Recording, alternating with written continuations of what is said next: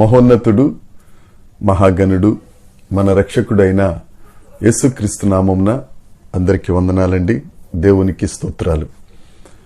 దేవుడు తన ఉచిత కృపను బట్టి మనకిచ్చిన ఈ నూతన దినమును బట్టి దేవునికి సమస్త మహిమ, ఘనత, ప్రభావములు చెల్లునుగాక. ఈ నూతన దినముకై దేవుడు మనకిచ్చిన వాగ్దానము, ఆయన మనకి అనుగ్రహించిన కృపావార్త. యెషయా గ్రంథము 3వ అధ్యాయము 10వ వచనము, నీకు మేలు కలుగునని నీతిమంతులతో చెప్పుము. దేవుడు మనకు మేలును అనుగ్రహించే దేవుడు. మనం ఏ పరిస్థితుల్లో ఉన్నామో దేవుడు ఈ నూతన దినమున దేవుడు మనతో మాట్లాడుతూ ఆయన మనకిస్తున్న వాగ్దానం, నీకు మేలు కలుగును. నమ్ముదామండి, మనకు మేలు చేసే దేవుణ్ణి, కీడును సహితం మేలుగా మార్చగలిగిన సమర్థుణ్ణి మనం నమ్ముదాం. నా ప్రియమైన సహోదరి సహోదరులారా, మేలు కలుగునని నీతిమంతులతో చెప్పుము, వారు తమ క్రియల ఫలమును అనుభవించెదరు. ఎవరైతే దేవుణ్ణి నమ్ముకుని నీతిమంతులుగా తీర్చబడి నీతి క్రియలు చేస్తారో వారికి కొన్ని సందర్భాల్లో కీడు కలిగినప్పటికీ, కొన్ని సందర్భాలలో అవమానం కలిగినప్పటికీ, కొన్ని పరిస్థితులలో నష్టం కలిగినప్పటికీ, నిందలు ఎదురైనప్పటికీ దేవుడి దినాన చెప్తున్నాడు, నా ప్రియ సహోదరి సహోదరుడా, నీకు మేలు కలుగును. యోసేపు జీవితంలో దేవుడు మంచి దర్శనాలు చూపించారు, కానీ తన సహోదరులు మాత్రం చాలా దుర్మార్గంగా ప్రవర్తించి దౌర్జన్యం చేసి కీడునే అతని మీదకి తీసుకొచ్చారు.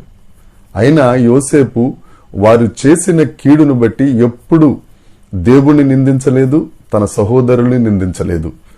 దేవుణ్ణి నమ్ముకున్నాడంతే, నీతిమంతుడిగా నిలబడ్డాడంతే. ఆఖరికి ఆ పోతీఫరో భార్య రకరకాలుగా ప్రవర్తించినప్పటికీ ఏ నింద ఆమె మీద వేయలేదు. మౌనంగా ఉన్నాడు, దేవుణ్ణి నమ్ముకున్నాడు, నీతిమంతుడిగా ఉన్నాడు.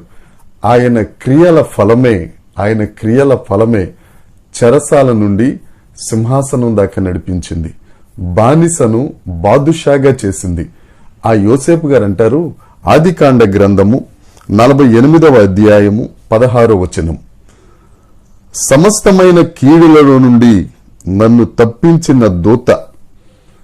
ఎవరు ఎన్ని కీడులు చేసినప్పటికీ దేవుని దూత అనగా యేసుక్రీస్తు ప్రభువు ఆ కీడులన్నిటిలో నుండి యోసేపును తప్పించి ఆయన క్రియల ఫలము చేత నీతిమంతుడిగా తీర్చబడి మేలు కలిగిన జీవితమును, ఆయనకే కాదు ఆ మేలు ప్రపంచమంతటా ఆ మేలు విస్తరించేటట్లుగా ఆశీర్వదించిన గొప్ప దేవుడు మన తండ్రి అయిన దేవుడు.